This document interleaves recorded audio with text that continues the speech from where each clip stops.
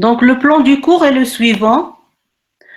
Dans un premier chapitre, on va s'intéresser à la croissance bactérienne. Donc, ça va se dérouler en 3 séances, 2 séances de cours et une séance de TD. Donc, au cours de la séance de TD, on va voir comment tracer une courbe de croissance sur une échelle semi-logarithmique et on va traiter un examen type qu'on avait posé il y a quelques années. Le deuxième chapitre sera consacré à l'étude des éléments de virologie. Donc, on va voir les notions de base de la virologie. Et en dernier lieu, le troisième chapitre, il va porter sur les éléments de génétique bactérienne.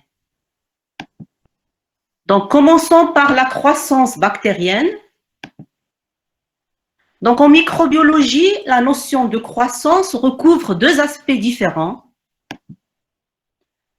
Le premier aspect, il s'intéresse à l'augmentation de la taille de la cellule bactérienne.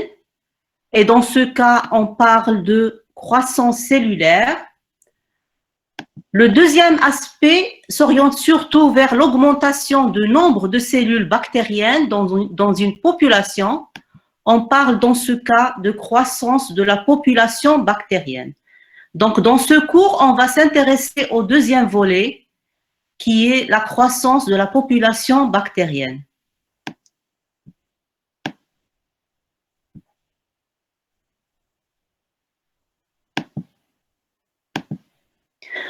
Donc, la croissance bactérienne, elle est définie comme l'accroissement ordonné et coordonné de tous les composants du micro-organisme unicellulaire. Elle conduit à une augmentation du nombre de bactéries d'une population. Dans certains cas, la croissance des bactéries peut être foudroyante. Il suffit de quelques heures ou bien de quelques jours pour qu'une dizaine de bactéries donne naissance à des milliards de bactéries, ce qui peut causer une grave infection. Prenons le cas d'un malade qui a la tuberculose. Il peut rapidement transmettre le germe pathogène à son entourage. Rien qu'en parlant avec l'un de ses enfants, il peut lui transmettre le germe pathogène qui est Mycobacterium tuberculosis. Un deuxième exemple, donc prenons un deuxième exemple. Si vous laissez par exemple un morceau de viande à température ambiante, qu'est-ce qui va se passer à votre avis? Répondez s'il vous plaît. Si on multiplication des bactéries infecté par les bactéries de l'air. Ne répondez pas tous à la fois s'il vous plaît. Oui? Madame, il va être infecté par les bactéries de l'air, par les micro-organismes qui se trouvent dans l'air. Oui. Donc, ce morceau de viande va être dégradé rapidement par les micro-organismes au point qu'il va devenir impropre à la consommation. Donc, cet accroissement est synonyme d'une multiplication bactérienne, puisque chez Escherichia coli, dans les conditions contrôlées, toutes les 20 minutes environ, une bactérie donne naissance à 2 bactéries identiques. Après 40 minutes, qu'est-ce qu'on va avoir? 4 bactéries. Il y aurait un dédoublement de la population. Après 60 minutes, on aura combien de bactéries? Toujours, il y aura un dédoublement de la population. On aura 8 bactéries. D'accord? Donc, il y aurait un dédoublement de la population toutes les 20 minutes. Est-ce que c'est clair? Vous êtes avec moi? Oui, madame. Ceci n'est pas toujours le cas pour toutes les bactéries. Par exemple, chez Mycobacterium tuberculosis, dans des conditions contrôlées, toutes les 15 heures environ, cette fois-ci, une bactérie donne naissance à 2 bactéries identiques. Donc, vous constatez la différence de vitesse de croissance entre les 2 espèces bactériennes. Alors, à votre avis, quelle est l'espèce qui a la vitesse la plus grande de croissance? Madame Escherichia coli. Très bien. Escherichia coli, elle se dédouble toutes les 20 minutes, alors que Mycobacterium tuberculosis se dédouble toutes les 15 heures. Donc, on va revenir sur cette question de vitesse de croissance après. Donc, c'est un facteur très important de la croissance bactérienne. Maintenant, la question qui se pose, comment peut-on mesurer la croissance bactérienne, à votre avis? Est-ce que vous connaissez quelques méthodes de mesure de la croissance bactérienne que vous avez vues en TD ou bien en cours avant? Par dénombrement. Très bien. Vous pouvez expliquer un peu?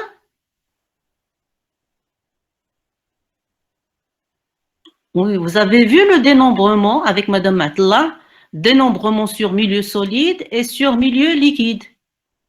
D'accord? Donc, on va essayer de citer les différentes méthodes qu'on utilise. D'abord, on peut mesurer soit un changement de nombre de cellules d'une population, soit on peut mesurer un changement de la masse cellulaire d'une population. Alors, mesure de nombre de cellules. Commençons par cette méthode-là. Alors, on peut dénombrer les cellules totales à l'aide de chambres ou bien de cellules de comptage, telles que la cellule de Thomas ou bien la cellule de Petrov-Hausser. Alors, de quoi s'agit-il à votre avis? Ce sont des lames. Très bien. Tout simplement, ce sont des lames en verre qui sont dotées de cavités. Regardez ici dans ce schéma, il vous montre la cavité. Donc, qu'est-ce qu'on fait? On prend un petit volume de la suspension bactérienne, on va le mettre dans la cavité. Le volume de la cavité, il est très précis, de l'ordre de microlitres, par exemple 10 microlitres. Microlitres, c'est 10 puissance moins 3 millilitres. C'est bien ça. Donc, c'est un volume très petit. Donc, on va recouvrir la lame avec une lamelle et on passe au microscope pour observer. Donc, chaque lame, elle est dotée de plusieurs quadrillages. Ça peut aller jusqu'à 100 quadrillages. Donc, voilà un agrandissement. Vous voyez le curseur? La flèche, vous la voyez? Oui, madame. Donc, ça, c'est un agrandissement d'un quadrillage. Voilà ce qu'on observe sous microscope. Alors, les particules en vert, ce sont les bactéries qu'on veut dénombrer. Ce sont les cellules bactériennes. Donc, on va dénombrer toutes les bactéries qui existent dans le quadrillage. Donc, tout ce qui est en dehors du quadrillage, on va l'éliminer. Donc, on va dénombrer uniquement ceci. Et on ne va pas se contenter d'un seul quadrillage. Pourquoi, à votre avis? Répondez, s'il vous plaît. On ne peut pas se baser sur les résultats d'un seul quadrillage. Pour calculer la moyenne. Très bien. Un scientifique ou bien un biologiste doit toujours faire des répétitions parce qu'on ne peut pas se baser uniquement sur le résultat d'un seul quadrillage pour dire qu'il s'agit d'un tel ou tel nombre bactérien. D'accord?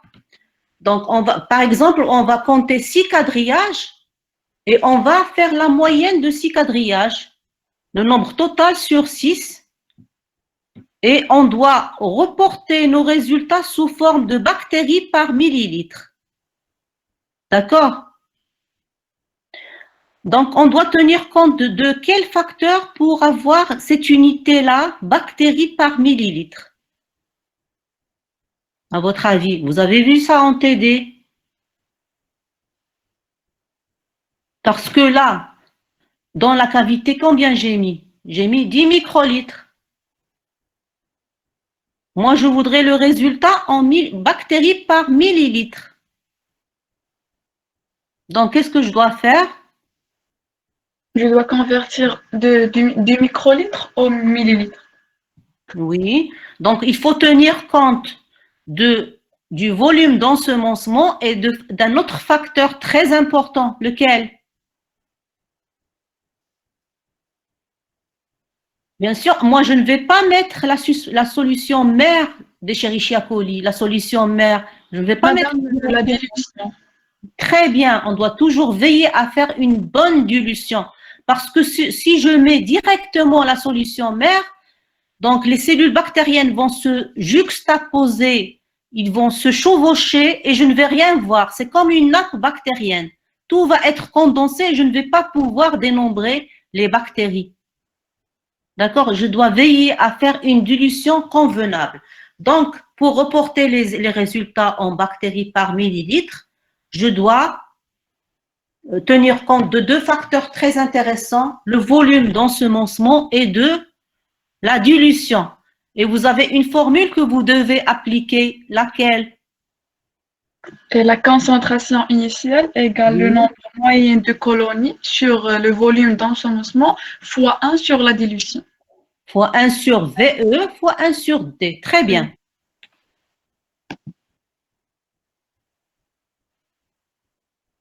Donc, c'est ce que j'avais dit. Donc, je répète, pour dénombrer les bactéries totales dans une suspension, on se sert généralement d'une lame en verre dotée d'une cavité de capacité précise.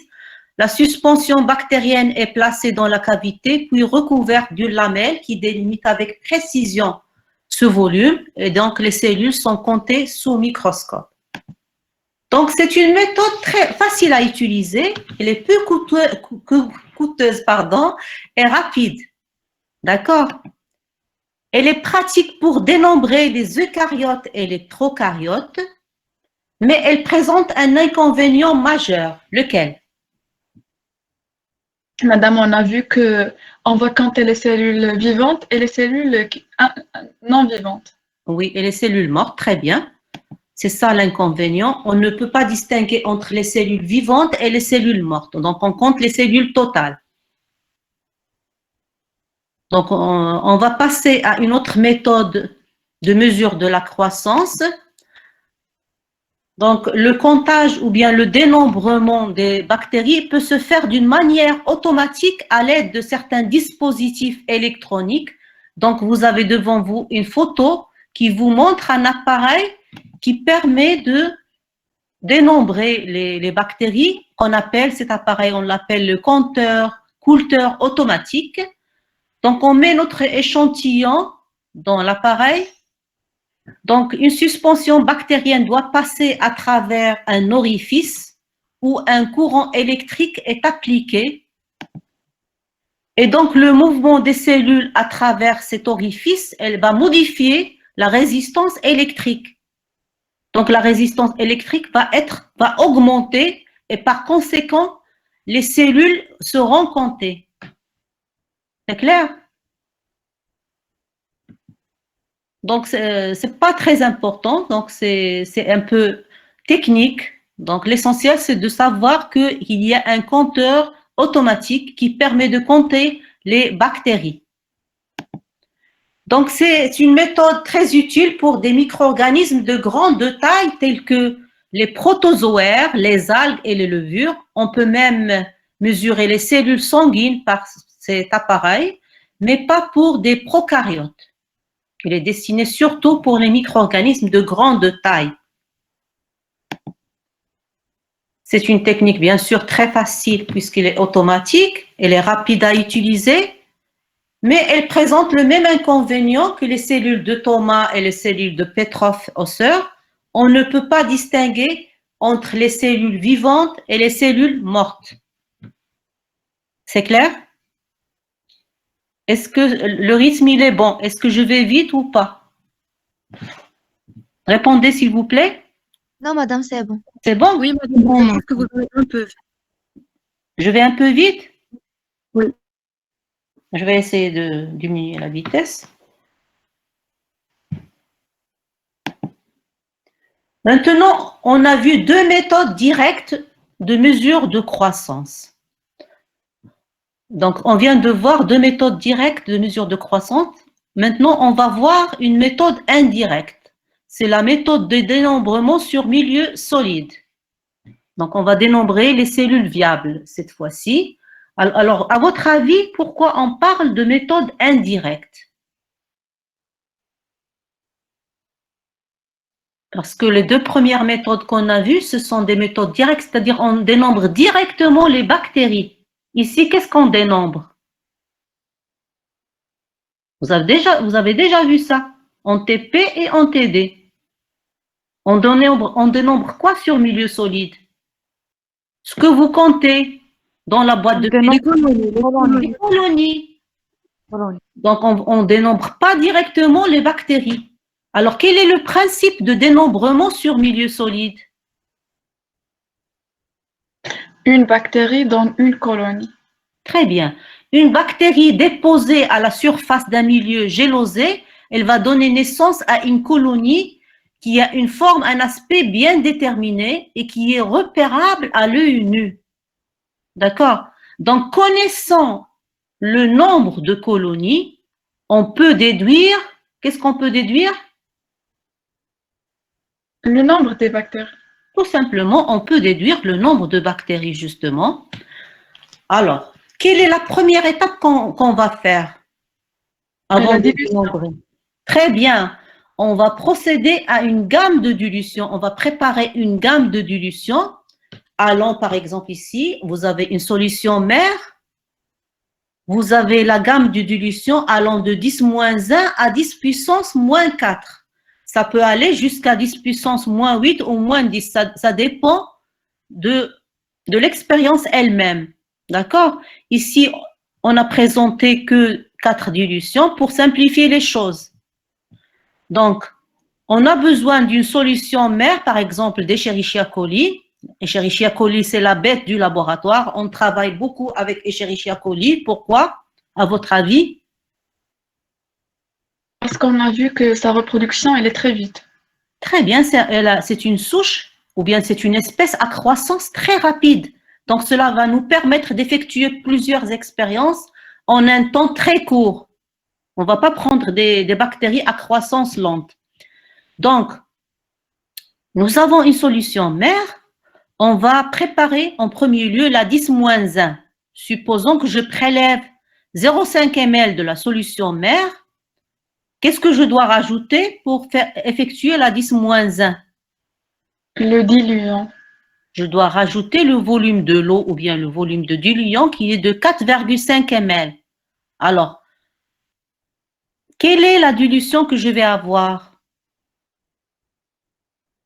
quand je vais mettre 0,5 ml de la solution mère et 4,5 ml d'eau? Quelle est la dilution que je vais avoir?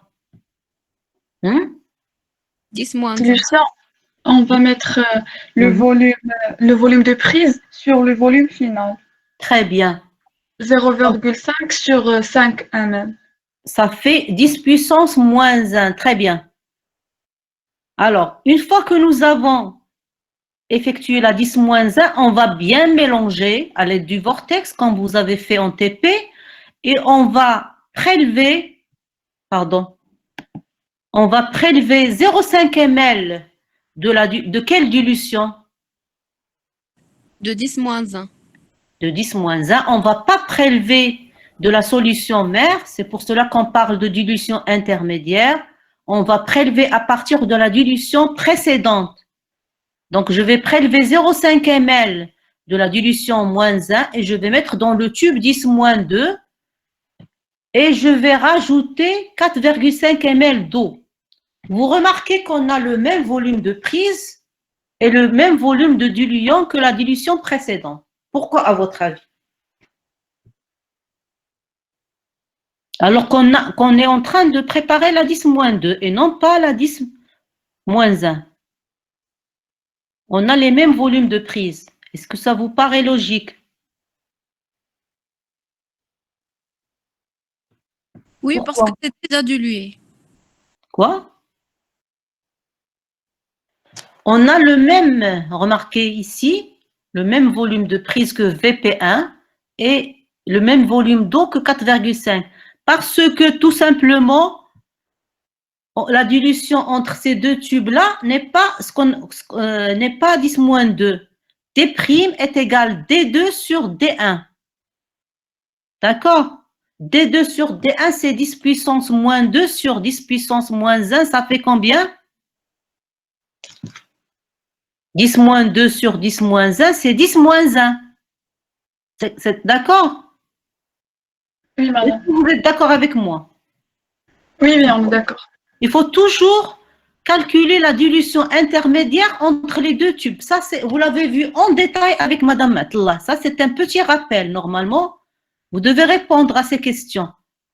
Donc, pourquoi si j'avais calculé la 10-2, j'aurais le volume VP2, c'est 0,05 et j'aurais 0,045.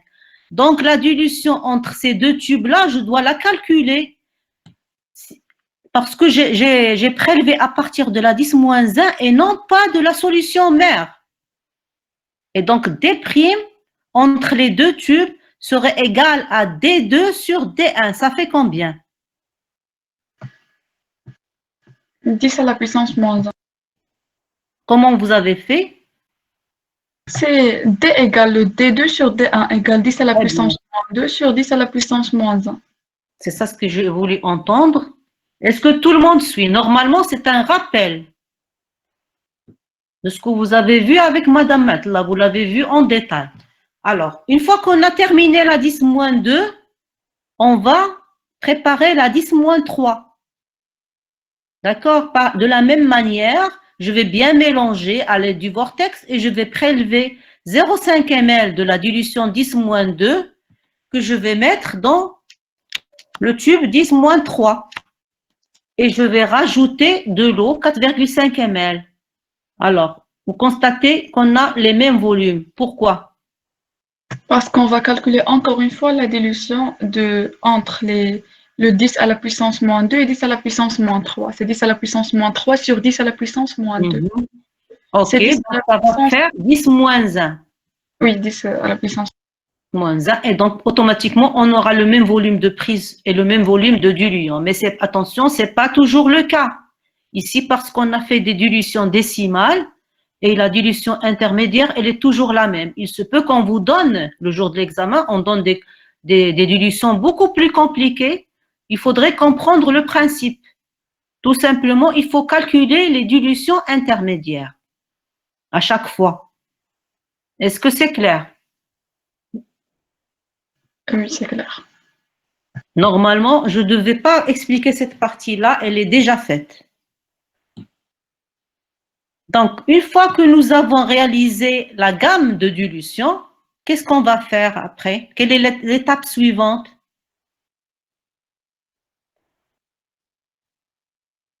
Notre but, c'est de dénombrer sur milieu solide. Madame, On va va ensemencer prélever. chaque tube. Oui? S'il vous plaît, une seule personne? Madame, On va prélever ensemencer trois- 3 boîtes de pétri par tube. Très bien. Donc, on va ensemencer, ou bien on va étaler sur boîte. Regardez ici. Donc, on a choisi 3 dilutions 10-2, 10-3 et 10-4. Donc, on va prélever 0,1 ml. Voilà le volume d'ensemencement. On va prélever 0,1 ml qu'on va mettre dans la boîte destinée à la dilution 10-2. Et on va faire combien de répétitions pour chaque dilution? 3. 3. Faire des répétitions. Ici, on vous schématise qu'une seule boîte. C'est pour simplifier les choses, pour ne pas encombrer le schéma. Mais vous devez faire toujours 3 répétitions par dilution. Donc, pour chaque dilution, on ensemence 3 boîtes de pétri. Une fois que nous avons ensemencé, quelle est l'étape suivante? On doit calculer le nombre de colonies par boîte de pétri.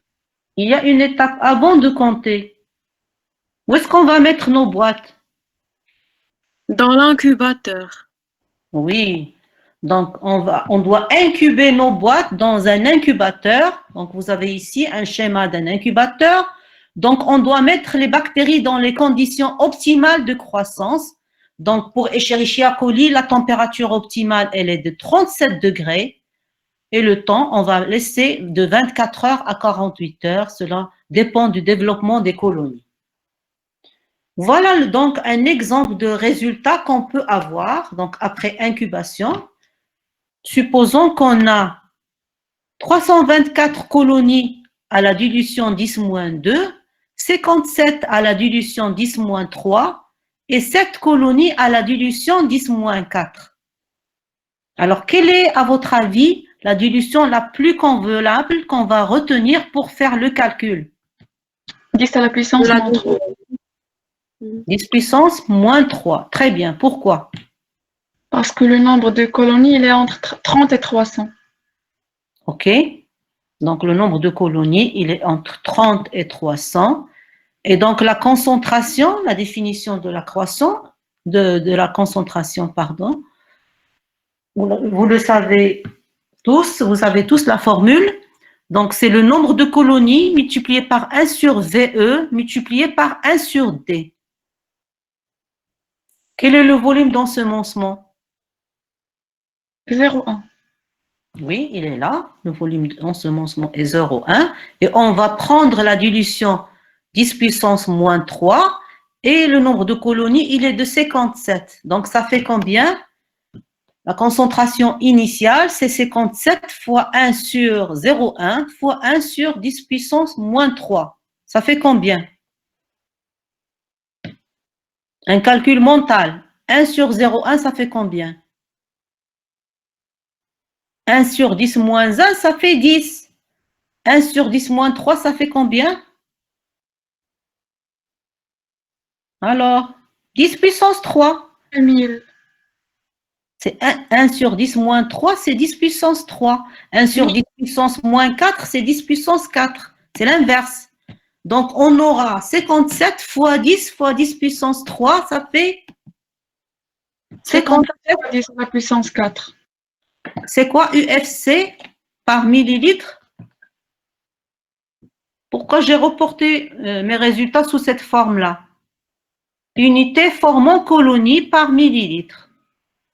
Parce que je n'ai pas dénombré directement les bactéries, j'ai dénombré les colonies. Donc, on reporte nos résultats sous forme de unité formant colonie par millilitre. C'est clair? Mais pourquoi en TD, on a écrit bactéries par millilitre? Normalement, c'est ce qu'on fait. Mais Donc, on peut se permettre ça. le jour d'examen, je crois que c'est... Hein? Qu'est-ce que vous avez dit? j'ai dit le jour d'examen, quelle unité on est censé utiliser? Parce que je suis sûre qu'en TD, on a écrit bactéries par ml. D'accord, donc vous allez mettre unité formant colonie par millilitre. En bas, vous mettez bactéries par millilitre. D'accord, merci. D'accord? Donc, passons.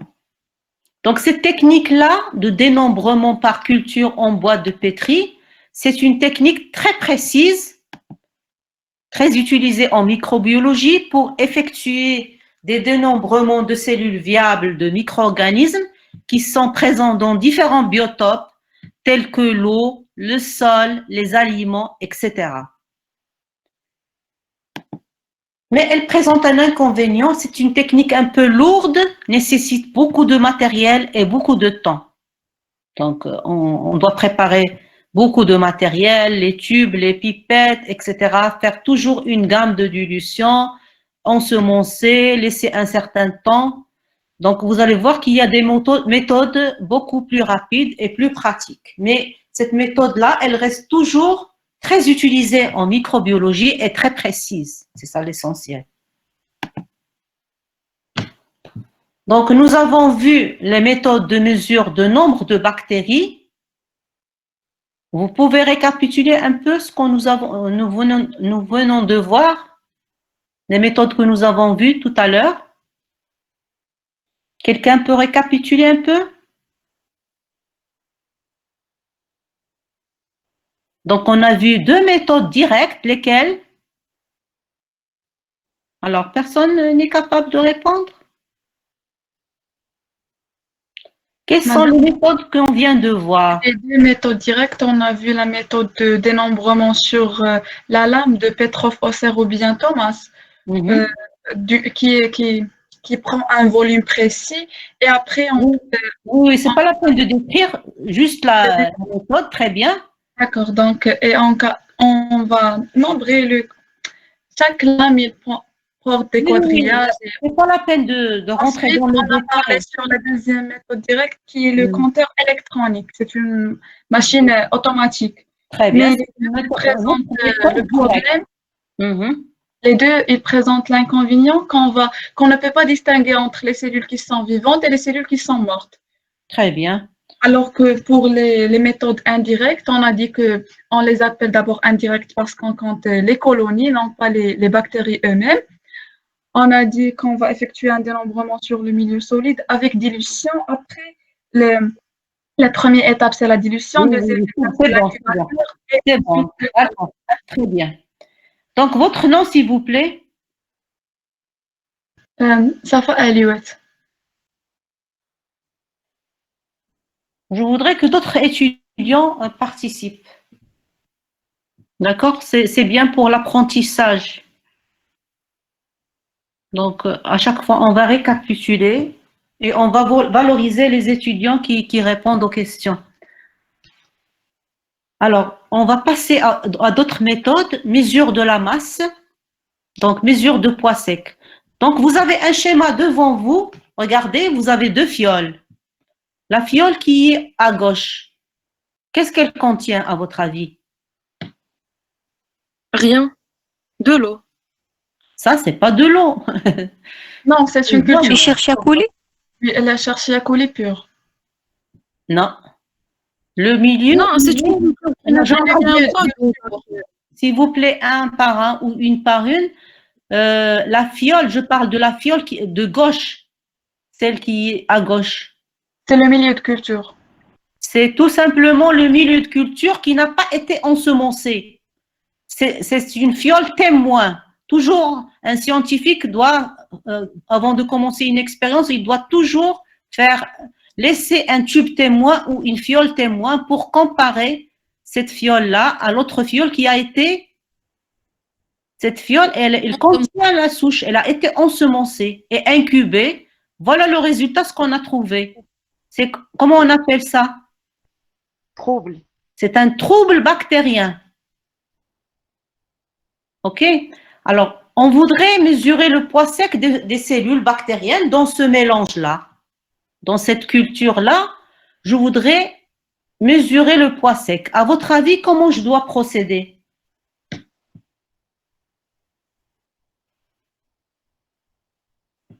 Pour pour séparer les cellules du milieu. À votre avis, qu'est-ce que je dois faire? Je dois savoir la masse de tout le fiolet et je vais faire le moins de la masse du fiolet pour qu'il reste la masse du trouble qui est à l'intérieur. Non, non. Je dois séparer les cellules du milieu par une méthode tout simplement à l'aide d'une centrifugeuse. Donc, je vais centrifuger la culture bactérienne.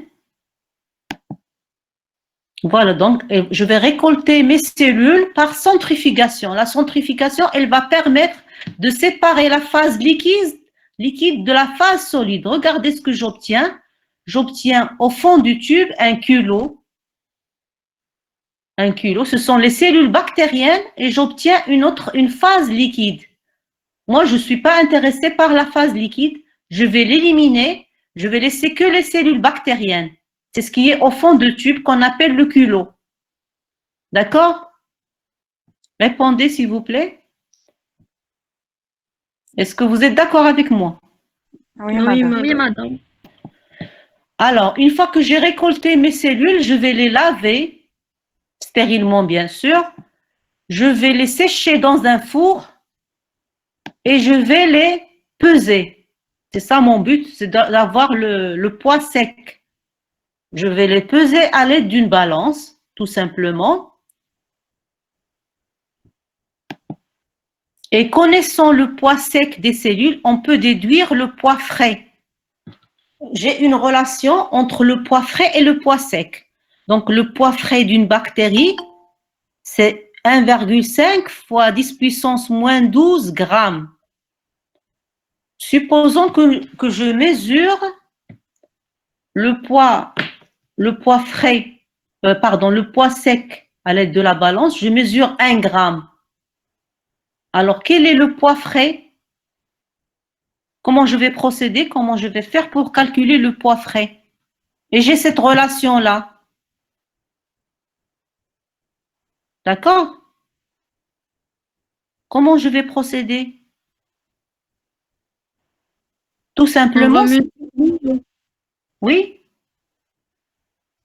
On va multiplier la masse des bactéries qu'on a par le poids frais d'une seule bactérie. c'est pas le poids frais. On va multiplier par ce nombre-là. Ça, c'est une simple règle de 3. Pour une bactérie, j'ai 1,5 10 puissance moins 12 grammes. Et pour 1 gramme, j'ai X. D'accord? C'est une règle de 3, tout simplement. Et je vais calculer. Je vais multiplier par 1,5 fois 10 puissance moins 12 grammes. C'est clair? C'est une règle de 3. Est-ce que vous savez ce que c'est qu'une règle de 3? Oui, oui, madame, oui. Oui, Et madame. pourquoi personne ne répond? C'est très simple. Donc, on va convertir le poids sec en poids frais par la règle de 3. L'inconvénient de cette méthode-là, c'est une technique très longue et peu sensible. Pourquoi? Parce que les cellules bactériennes ont un faible poids moléculaire. Regardez ce que nous avons recueilli. Voilà la fiole d'Escherichia coli, ou bien la culture d'Escherichia coli. Voilà ce qu'on a récolté. Le poids sec des bactéries, il est très faible et par conséquent, c'est une méthode peu sensible. Donc, c'est une méthode qu'on n'utilise pas beaucoup, mais c'est intéressant de la citer. C'est une méthode qui est utilisée de temps en temps en microbiologie. On peut également mesurer la masse cellulaire des bactéries par le dosage de l'azote total. Par la méthode, on utilise la méthode de Gjeldahl. Je ne vais pas décrire cette méthode-là. Donc, une fois que vous allez faire vos études supérieures, vous pouvez la connaître. Donc, tout simplement, il faut savoir qu'il y a un rapport constant entre le poids, entre l'azote total, la teneur de l'azote total et le poids sec. Autrement dit, l'azote total, il représente 14% du poids sec. Donc, en mesurant la teneur en azote total, on mesure d'une manière indirecte la masse microbienne. Est-ce que vous avez compris un peu? Non, madame. Vous n'avez pas compris. Donc, c'est la même chose que je viens d'expliquer tout à l'heure. L'azote total, il représente 14% de poids sec. Donc, c'est une règle de 3. Si vous allez calculer la teneur et vous allez faire une règle de 3, l'azote total, c'est 14% du poids sec. Et donc, il reste combien? Vous allez faire une règle de 3 pour calculer le poids sec. Puisque la teneur, il y a un rapport constant entre le poids sec et la teneur en azote. L'azote total, il représente 14%. C'est simple de calculer le poids sec.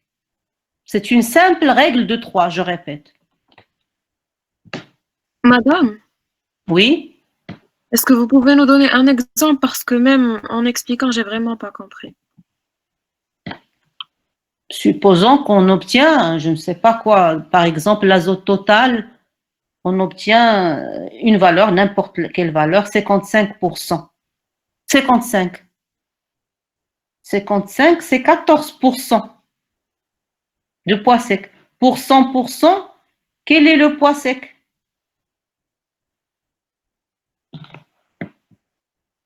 D'accord? Et vous allez faire la différence entre les deux. Donc, je vous laisse le soin de réfléchir chez vous sur cette question-là. C'est simple, je redis que c'est une simple règle de 3. Vous allez mettre par exemple 55, c'est 14%. Et pour le reste, c'est combien? Vous êtes d'accord avec moi? Et on peut discuter la semaine prochaine.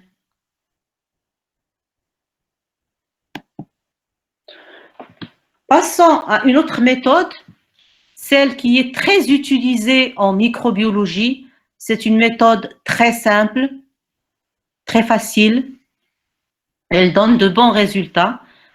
On l'appelle une méthode de mesure indirecte. Pourquoi? Parce qu'on mesure le trouble bactérien et on déduit la concentration bactérienne en bactéries par millilitre. L'appareil utilisé, c'est un spectrophotomètre. Voilà la photo de spectrophotomètre. C'est ce que vous allez utiliser la semaine prochaine sur la croissance, en TP, sur la croissance bactérienne. Vous allez utiliser cet appareil et cette méthode-là qu'on appelle la turbidimétrie. Donc, ça, c'est une cuve de spectro. C'est là où on met notre échantillon à mesurer. On met notre suspension bactérienne dans cette cuve-là. On la fait rentrer dans l'appareil. On ferme.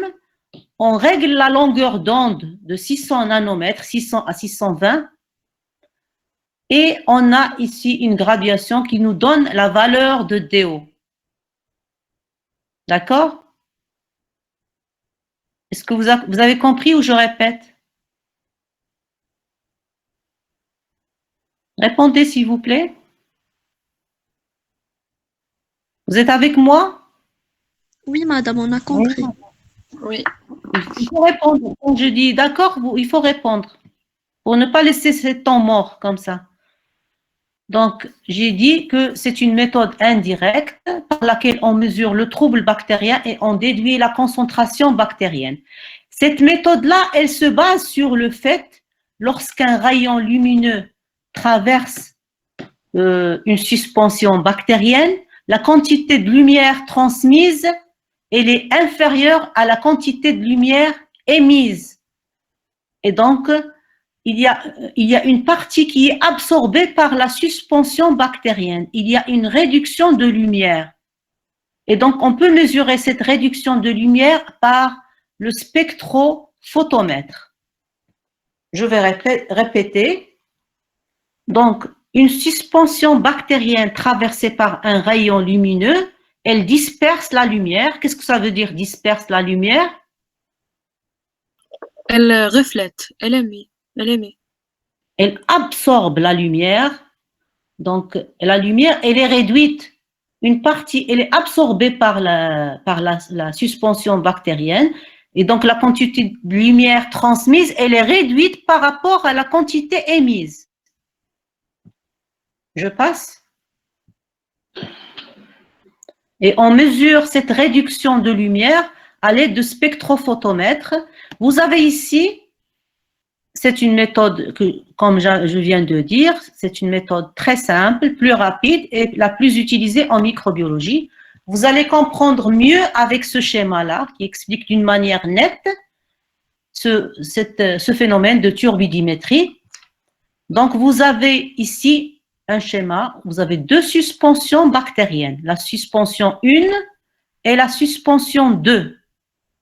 Quelle est la suspension la plus concentrée à votre avis?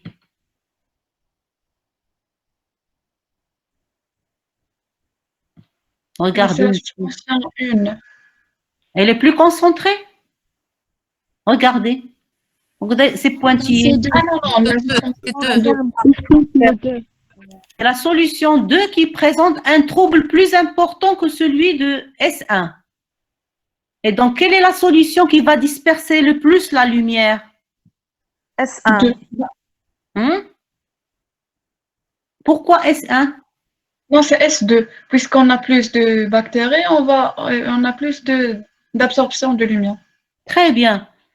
La lumière va être plus dispersée dans la solution 2 que dans la solution 1. Pourquoi? Parce que le trouble il est plus important, donc la suspension elle va absorber plus de lumière. Donc, qui dit absorbance dit densité optique. Donc, ici, vous avez, regardez le résultat. Donc, on va calculer l'absorbance ou bien la densité optique à l'aide de spectrophotomètre. Regardez le résultat pour les deux suspensions bactériennes. Quelle est la suspension qui va donner une DO plus élevée?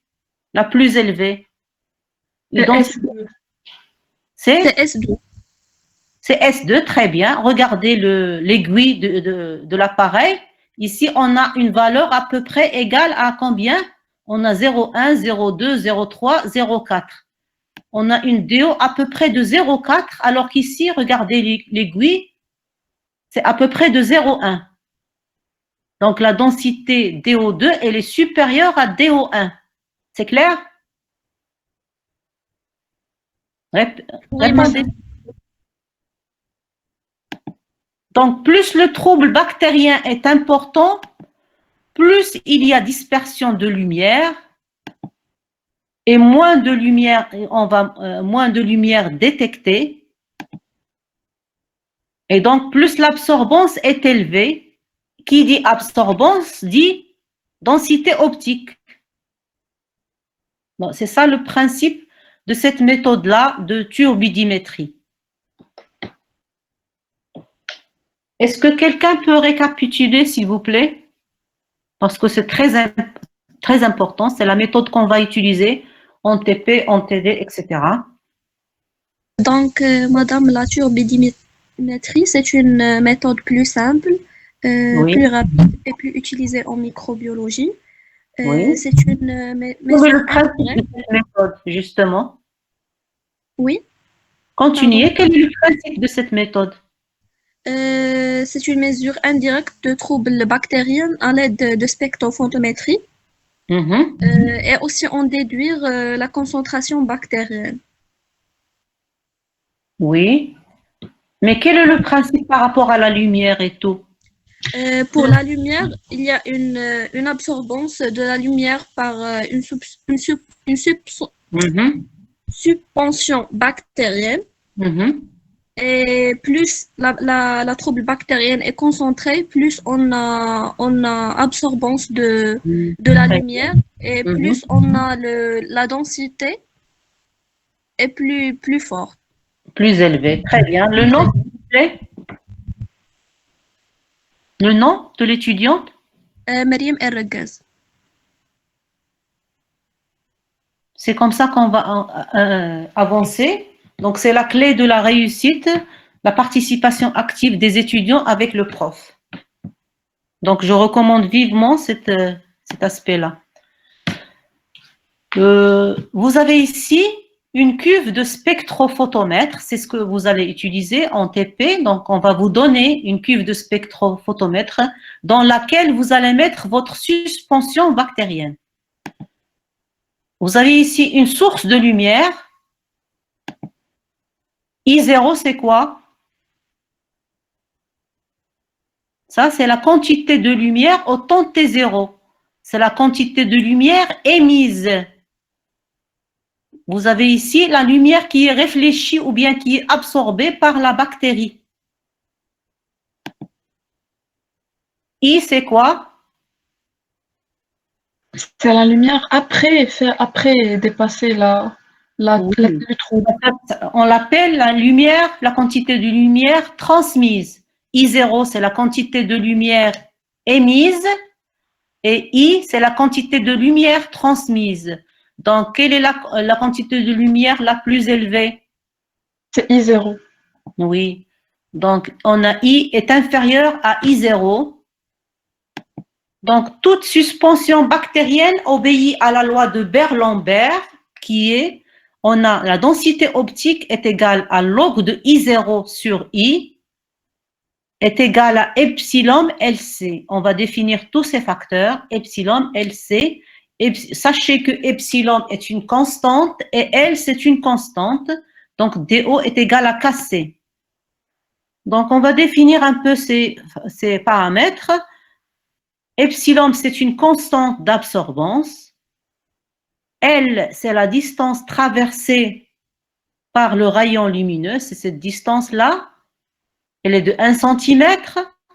C, c'est la concentration bactérienne.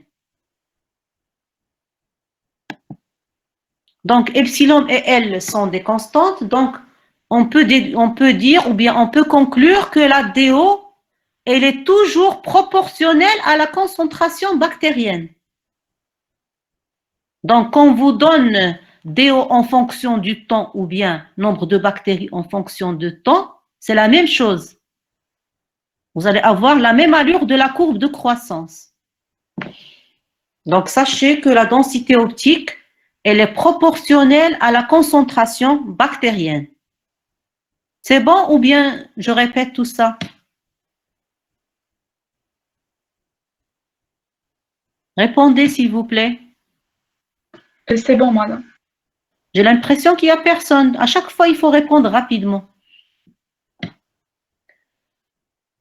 Donc, il n'y a pas grand-chose à connaître. Donc, on a dit que la quantité I0, c'est la quantité de lumière émise. I, c'est la quantité de lumière transmise. Bien sûr, I, elle est inférieure à I0. Il y a une partie qui est absorbée par la suspension bactérienne. Donc, il y a une loi qu'on appelle la loi de Beer-Lambert. DO est égal à log de I0 sur I est égal à epsilon LC. Donc, epsilon et L, ce sont des constantes. Donc, on déduit que la DO, elle est proportionnelle à la concentration bactérienne. Madame, Oui? est-ce que L, la distance traversée par le rayon, est-ce que cela signifie dans la cuve? Est-ce qu'on parle de la distance traversée dans la cuve? Oui. Oui. D'accord. Mais on ne va pas vous donner ça. Donc, ça, ce sont des constantes. On va vous donner toujours la valeur de la distance. C'est une constante. À peu près, elle est toujours égale à 1 centimètre. L'essentiel, dans tout ça, c'est de comprendre qu'il y a une proportionnalité entre la densité optique et la concentration bactérienne. Donc, la longueur d'onde utilisée pour les suspensions bactériennes, elle est comprise entre 600 et 620 nanomètres. C'est le spectre d'absorbance. Vous allez voir au cours de la séance de TP, le prof, il va veiller à régler la longueur d'onde avant de mesurer la densité optique. Maintenant, on va passer aux paramètres de croissance. On va voir quels sont les paramètres de croissance qui sont très importants. Donc, la croissance d'une bactérie est définie par deux constantes.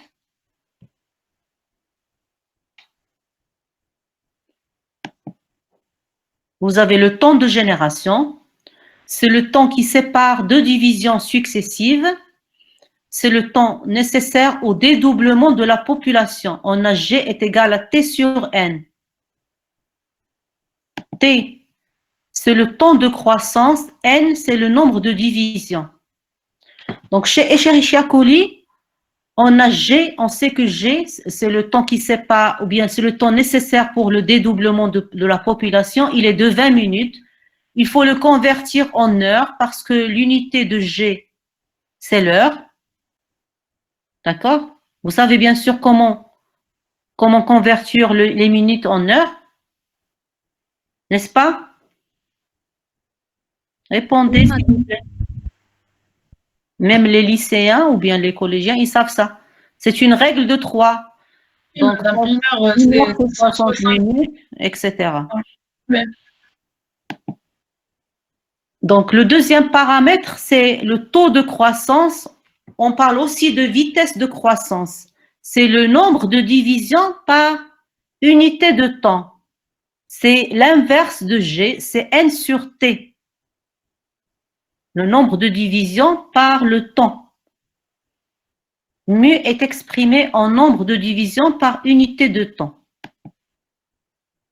Mu, c'est l'inverse de G, c'est 1 sur G. Donc, chez Escherichia coli, on a mu est égal à 1 sur 0,33.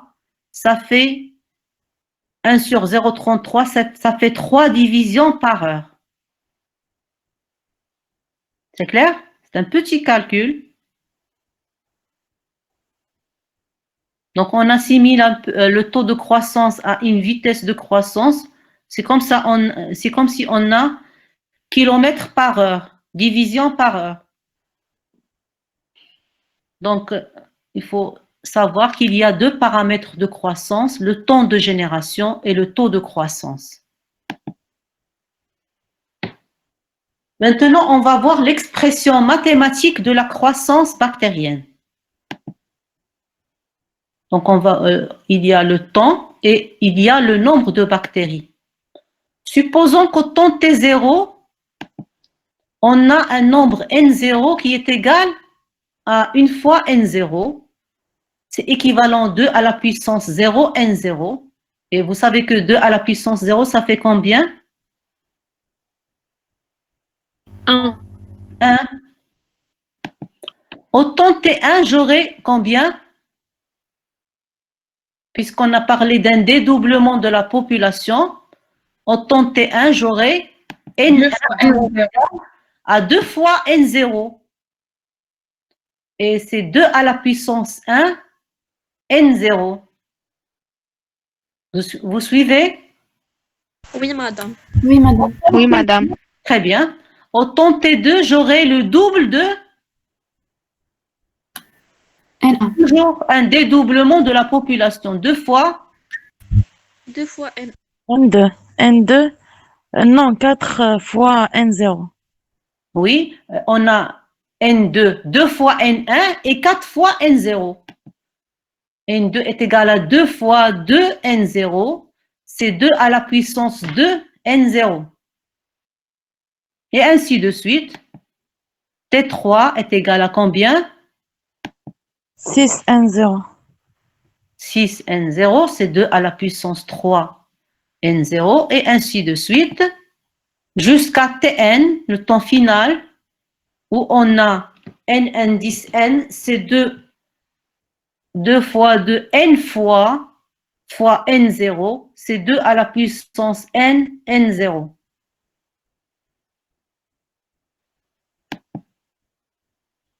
N, c'est le nombre de divisions, et N0, c'est le nombre de bactéries au temps T0. J'avance? Oui, madame. Oui, madame. Oui, madame. Donc, on a N, c'est 2 à la puissance N, N0, c'est ce qu'on vient de voir tout à l'heure. Et on sait que mu, c'est N sur T. On va faire sortir ce petit n, ça fait combien? Petit n, c'est mu fois t. Donc n, on va remplacer ce petit n par mu t.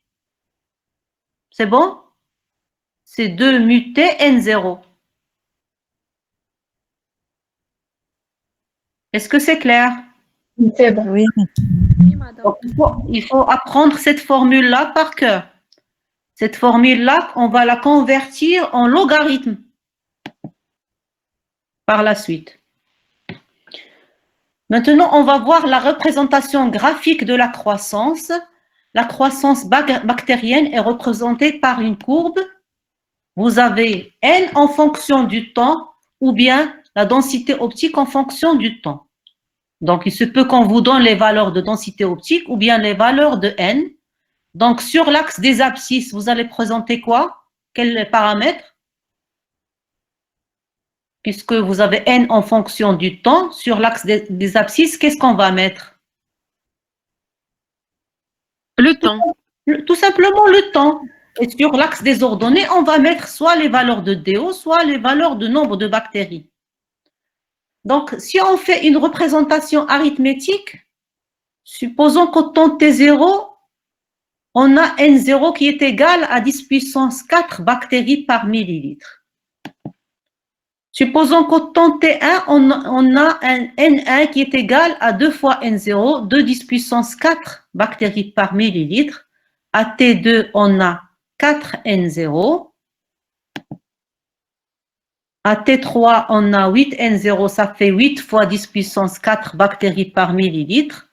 À T4, on a 16 N0, toujours un dédoublement de la population. Ça fait 1,6 10 puissance 5 bactéries par millilitre. Alors, si on vous demande de tracer cette courbe-là, qu'est-ce que vous constatez? Elle passe par l'origine. Regardez, le N0, il est de 10 puissance 4. Est-ce qu'on peut placer 10 puissance 4 sur une échelle arithmétique? Non, madame. Sur une échelle arithmétique, on commence par le 0. D'accord. On commence par le 0. Supposons qu'on vous dit pour une bactérie 1 millimètre.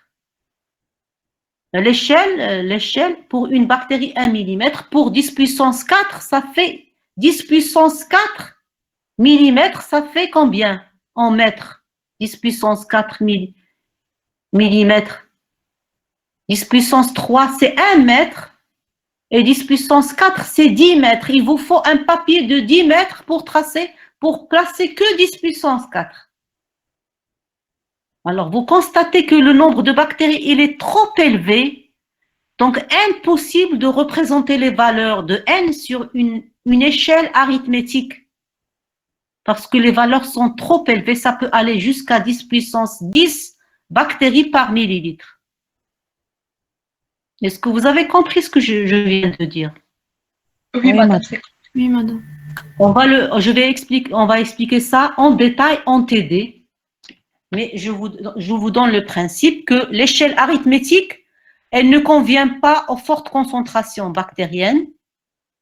Donc, le nombre élevé pose un problème avec une échelle arithmétique. Donc, on ne va pas utiliser une échelle arithmétique pour tracer une courbe de croissance. On va utiliser une échelle semi-logarithmique. Alors, c'est ce qu'on va voir lors de la séance de TD sur la croissance bactérienne. Maintenant, on va voir l'expression logarithmique. Puisqu'on ne va pas utiliser une échelle arithmétique, on va voir comment convertir ça en logarithme. Donc, j'ai dit qu'il faut apprendre cette formule par cœur. On a grand N, c'est 2 à la puissance n, n0, avec mu est égal à n sur t. Donc, on remplace ce petit n par mu t. Donc, ça me fait n est égal à 2 mu t n0. Alors, si je veux convertir cette formule-là en logarithme, qu'est-ce que j'aurai? Entre le N. Oui. On fait entre ln et l'exponentielle. Donc, j'aurai log de n à quoi est égal? À log de tout ça. Log de n est égal à log de tout ça. C'est log de 2 mu t plus, log n0.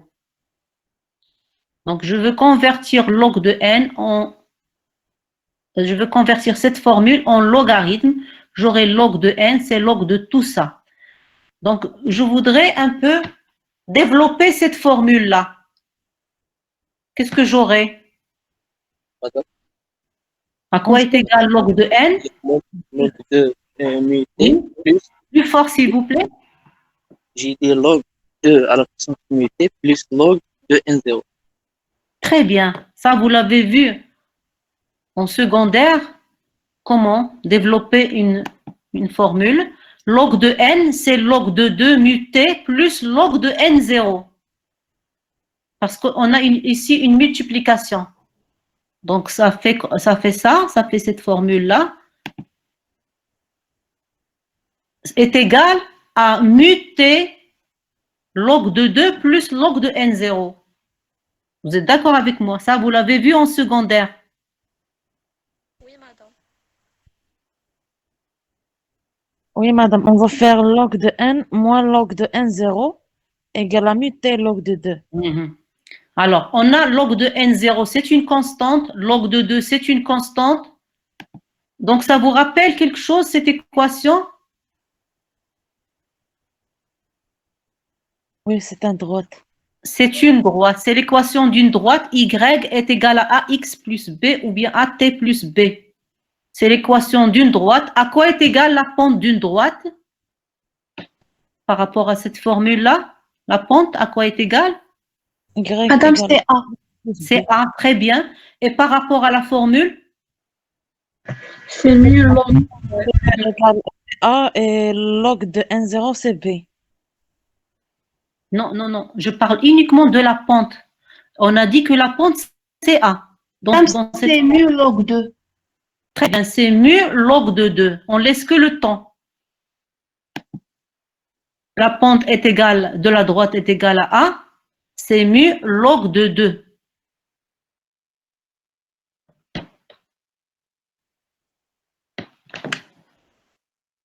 Donc, pour calculer mu, il suffit de calculer la pente de la droite. On a mu, c'est la pente sur log de 2.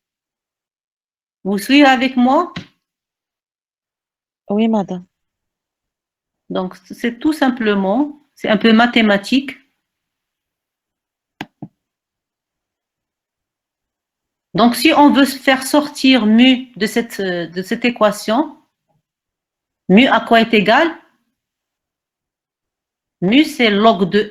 Quelqu'un répond, s'il vous plaît, à quoi est égal mu, si je veux la faire sortir de cette formule? C'est log de n moins log de n0 sur t log 2. Oui. Et t, c'est delta de t. Log de n moins log de n0, delta de t sur log de 2.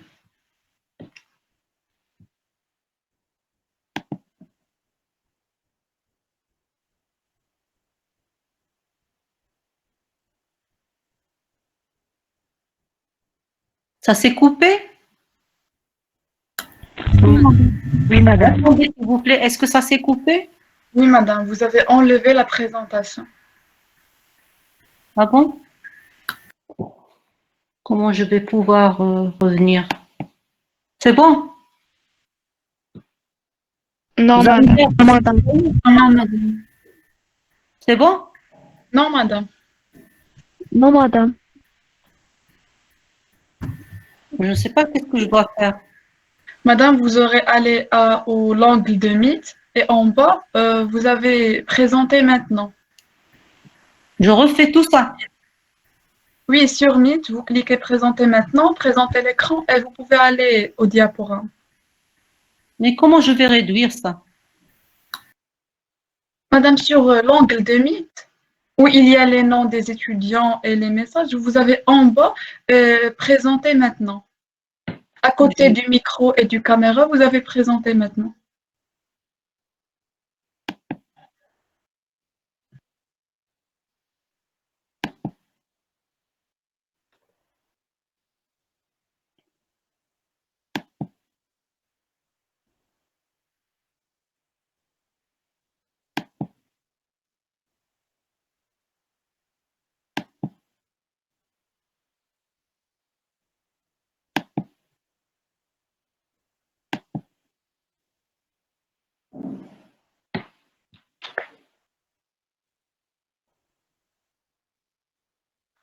D'accord, madame, c'est présenté.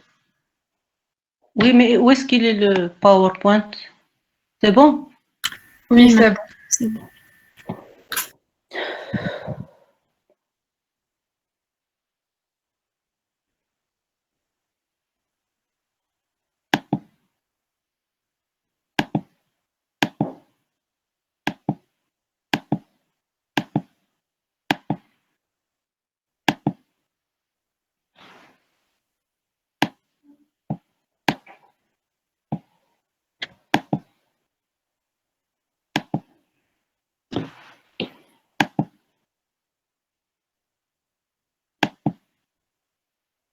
Maintenant, on va voir la représentation logarithmique.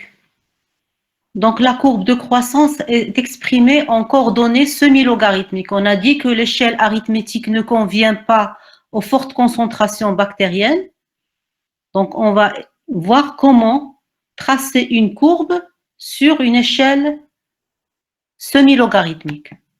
Donc, sur l'axe des abscisses, on a le temps en valeur arithmétique. C'est une échelle arithmétique normale. Alors que sur l'axe des ordonnées, le nombre de cellules est indiqué en valeur logarithmique sur l'axe des ordonnées. D'accord? C'est pour cela qu'on parle de l'échelle semi-logarithmique. Donc, vous avez un axe où il y a une échelle arithmétique, c'est l'axe des abscisses, et l'axe des ordonnées, vous avez une échelle logarithmique. Et on trace la courbe.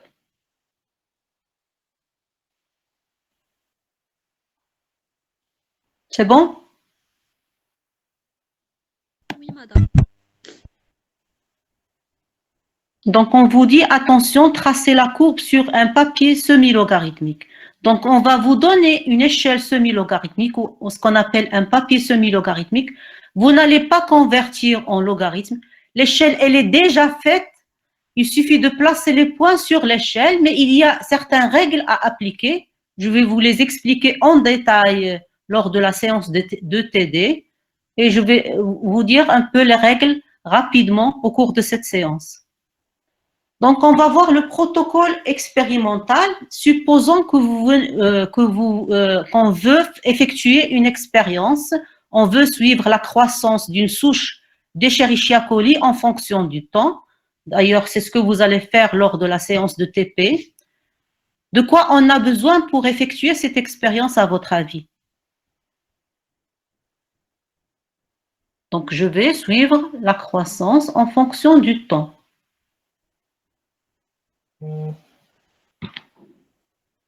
De quoi nous avons besoin?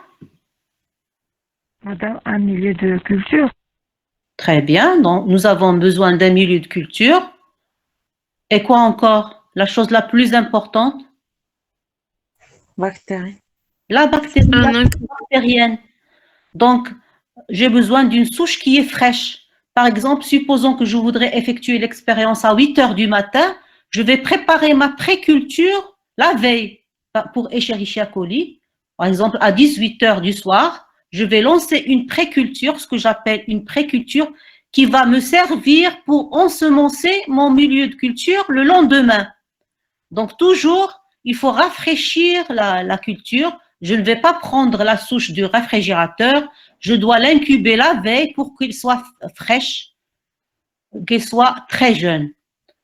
Donc, au temps T0, qu'est-ce que je vais faire? D'abord, avant le temps T0, je dois mettre un volume, un petit volume de la préculture dans mon milieu de culture. Au temps T0, je vais mélanger, bien mélanger.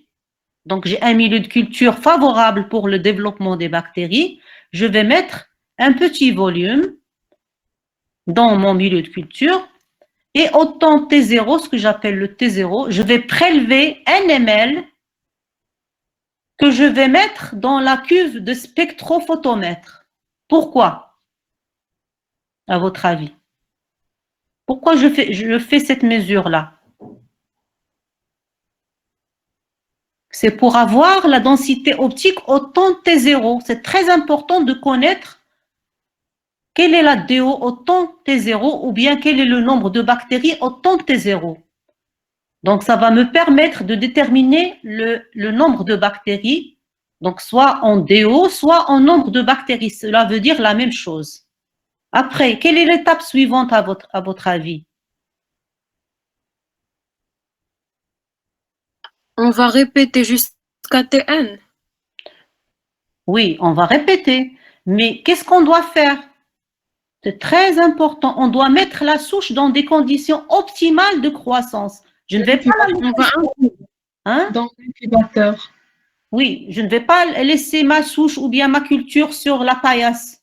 Je dois l'incuber dans un incubateur spécial pour le milieu liquide.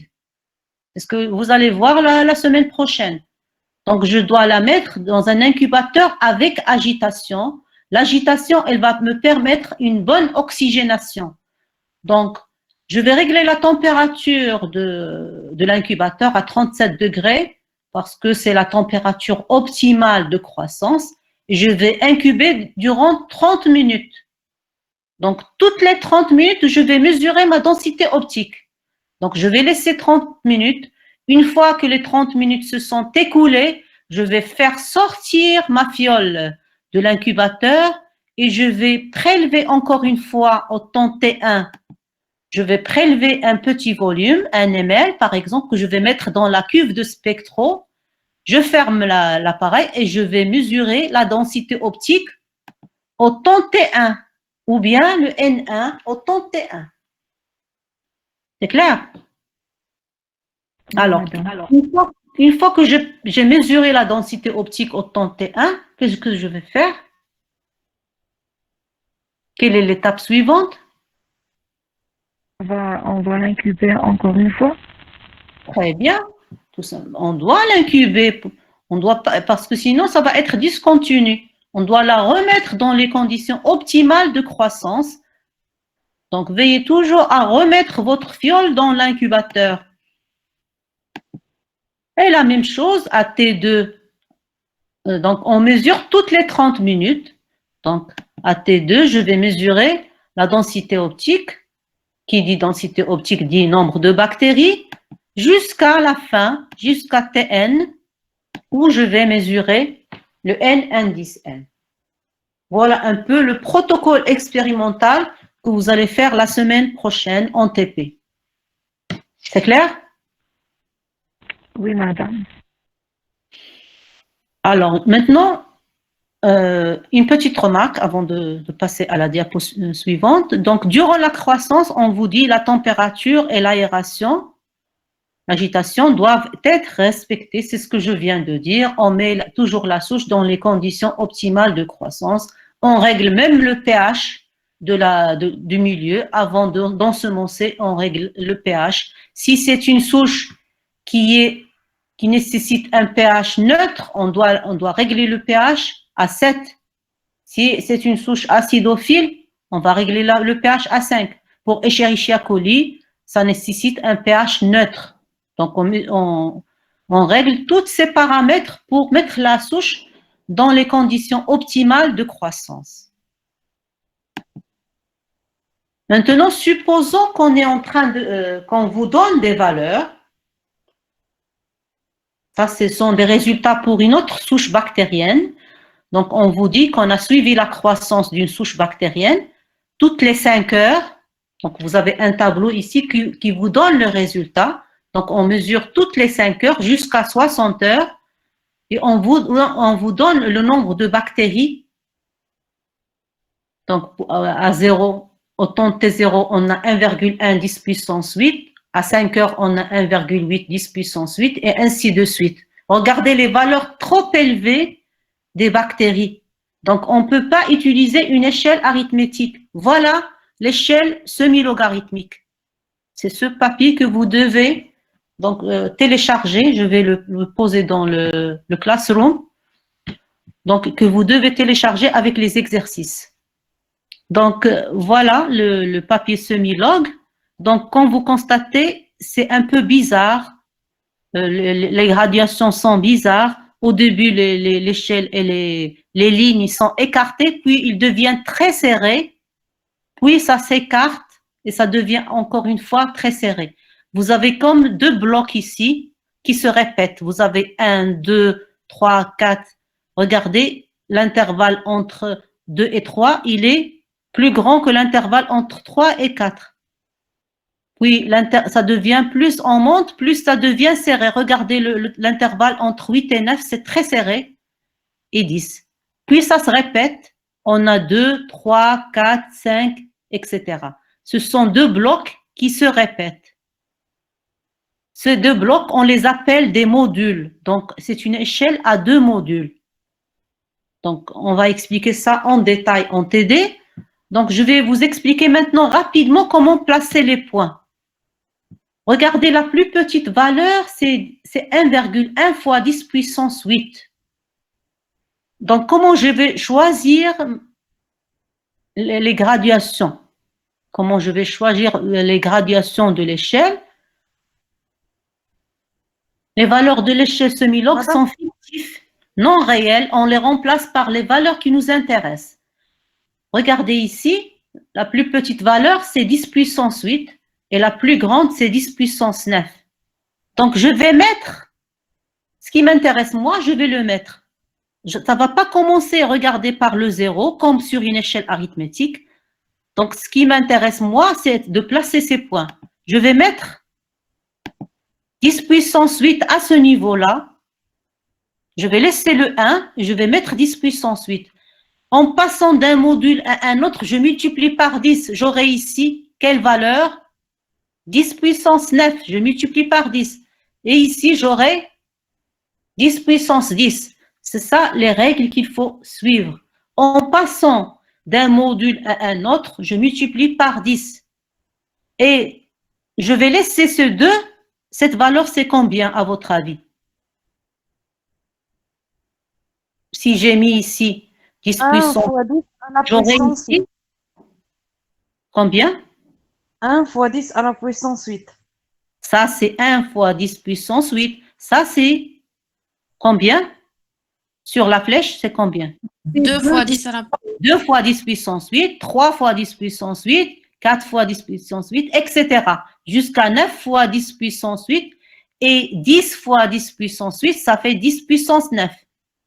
Et je monte. Ça, c'est quelle valeur? 2 fois 10 à la puissance 9. Très bien. 3 10 puissance 9 jusqu'à 9 10 puissance 9. 10 puissance 9, c'est 10 puissance 10. 10 puissance 9 fois 10, c'est 10 puissance 10. C'est clair? Oui, Bon, madame. en passant d'un module à un autre, je multiplie par 10. Je ne touche pas à ces points. Il faut les changer, mais je laisse toujours le 2 fois quelque chose. Ça dépend des valeurs qu'on va vous donner. Donc, on va traiter des examens types, des exercices, et vous allez comprendre mieux. Donc, je vais essayer de tracer cette courbe devant vous. Donc, la première valeur, au temps de T0, j'ai 1,1 fois 10 puissance 8. Où est-ce que je vais placer 1,1? 10 puissance 8. À quel niveau? Bien sûr, entre 1 et 2. Entre 1, 10 puissance 8 et 2, 10 puissance 8. Mais à quel niveau? Le milieu. Pas vraiment le milieu. Attention, 1,1. Ça va être... Je vais ajouter qu'un seul. La moitié entre 10 On va monter. On va monter et on va voir. Par exemple, on va monter par... Si on monte par un petit carreau, 1,1, 1, ça va me faire 1,1, 1,2, 1,3, 1,4, 1,5, 1,6, 1,7, 1,8, 1,9. Non, c'est pas ça, c'est faux. Parce que je ne suis... Normalement, si c'était juste, je dois avoir ici 1,9 et 2 puissance 8. Donc, je monte par 2 carreaux. D'accord? Donc, j'aurai 1,1, 1,2, 1,3, 1,4, 1,5, 1,6, 1,7, 1,8, 1,9. Ça, je sais que c'est juste parce que c'est juste avant 2 10 puissance 8. D'accord? Donc, on va expliquer un peu davantage, petit à petit. Donc, je vais placer le temps sur une échelle arithmétique normale et je vais placer mon point au temps de T0. Voilà le point, il est là, 1,1 10 puissance 8. À 5 heures, j'ai 1,8 10 puissance 8. À 5 heures, on a dit que ici, 1,1, 1,2, 1,3, 1,4, 1,5, 1,6, 1,7, 1,8, ça va se situer à ce niveau-là. Voilà. 1,8 fois 10 puissance 8. On va passer au temps à 10 heures, on a 3,1 10 puissance 8. Voilà 10 heures.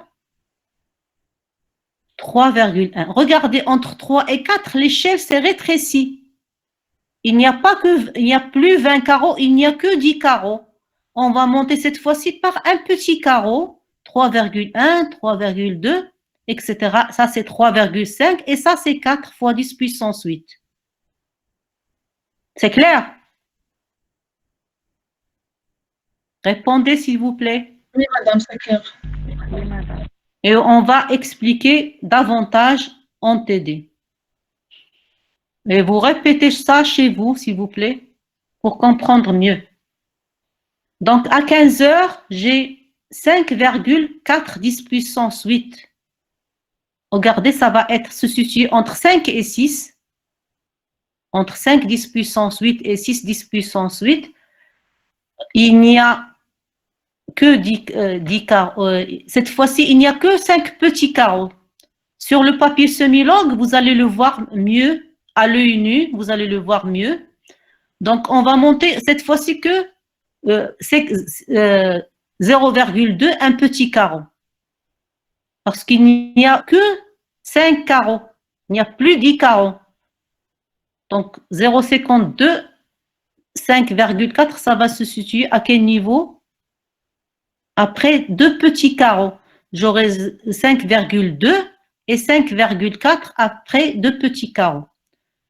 Donc ici, c'est pas très stable, mais il fallait le mettre le point. Il n'est pas très stable. Je l'ai mis ici, il s'est déplacé un peu. Je continue? Répondez.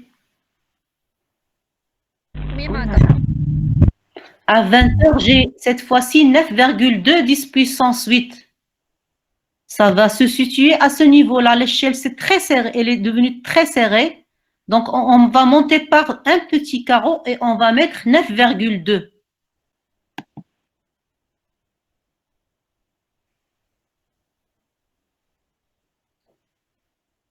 À 25h, j'ai 1,2. Regardez ici, l'échelle, elle est devenue plus écartée. Entre 1 et 2, les lignes sont plus écartées. Donc 1,1, ça va se situer ici. 1,2, c'est ici. Ça va se situer entre 1 et 2. Entre 1 10 puissance 9 et 2 10 puissance 9. On a 20 carreaux entre 1 et 2. Je vais monter par 2 carreaux. Donc j'aurai 1,1 ici et 1,2 ici. C'est bon? Oui, madame. À 30h, j'ai 1,4. Je vais monter par combien de carreaux cette fois-ci? 4 carreaux. 4 carreaux, très bien. Voilà, 1,2, 1,3 et 1,4. À 35h, on a 1,55. Ça va se situer à ce niveau-là. Ça, c'est 1,5.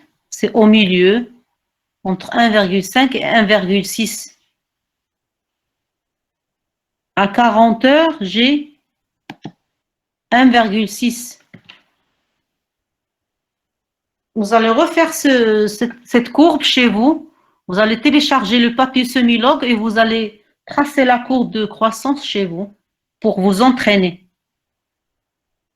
Alors, on mesurait toutes les 5 heures. À la fin, on a mesuré toutes les 10 heures. Donc, à 40 heures, j'ai 1,6 10 puissance 9. À 50 heures, j'ai 1,65 fois 10 puissance 9. Ça fait ici 1,65. Et à 60 heures, la même valeur. Regardez l'allure de la courbe qu'on a obtenue.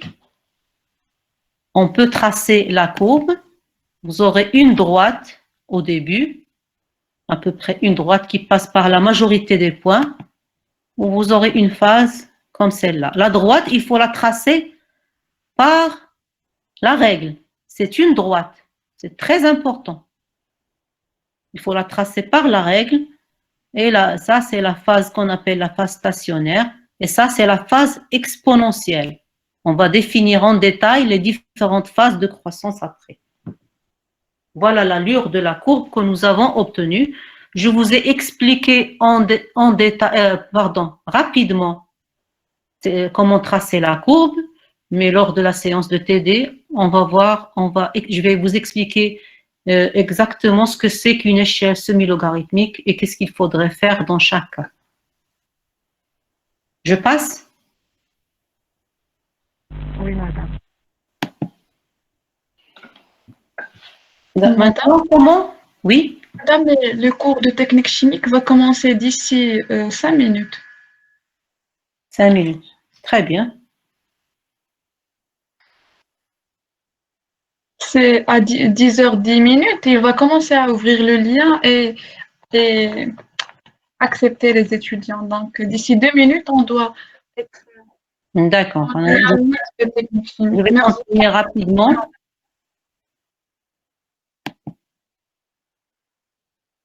Détermination théorique des paramètres de croissance. Donc, comment déterminer les paramètres de croissance? Donc, vous avez ici la phase exponentielle. Vous avez le temps en fonction du nombre de bactéries. Vous allez choisir un point N1. et un point N2 qui doit être le double de N1 et vous allez le projeter sur l'axe des abscisses, vous allez avoir un T2 et un T1. À quoi est égal G? Le temps de génération qui correspond au dédoublement de la population par rapport à T1 et T2. On a G, c'est T2 moins T1. C'est ce laps de temps qui correspond au dédoublement de la population parce qu'on a choisi un point N1 et un point N2 qui est le double de N1. Donc, G, on a dit que c'est le temps qui correspond au dédoublement de la population. C'est ce laps de temps, c'est delta de T. Ça fait T2 moins T1. C'est clair? Oui, c'est clair. Donc, si on veut faire sortir mu de cette formule-là, mu, c'est log de n moins log de n0 sur log de 2. Et dans ce cas, puisqu'on a pris n1 et n2, c'est log de n2 moins log de n1, t2 moins t1, log de 2. Ou bien, mu est égal à 1 sur g. Ça, on l'a déjà dit. On arrête ici, à ce niveau-là? Oui, madame, si vous voulez. Donc, j'avais espéré d'accélérer un peu, mais malheureusement, il ne reste pas beaucoup de semaines. On va trouver une solution pour continuer le cours. D'accord, madame, c'est bon. Parce que j'avais tablé sur 33 diapos pour cette séance. Donc, s'il vous plaît, n'hésitez pas à être à jour. Il faut être à jour pour qu'on avance. La semaine prochaine, je vais vous demander un petit devoir à faire, c'est de faire le résumé de ce cours-là. Vous n'allez pas rentrer dans les détails, vous allez écrire que les lignes, les grandes lignes, d'accord? Les grandes lignes, les formules, tout ce qu'on a vu aujourd'hui, les formules. Il faut la formule-là, celle-là, il faut la prendre par cœur. Elle va nous servir pour faire des exercices. Il faut tout revoir pour qu'on avance. C'est bon, comment c'était le cours, c'était clair? Oui, madame, c'est clair. Alors, je vous souhaite bon courage et à la prochaine fois.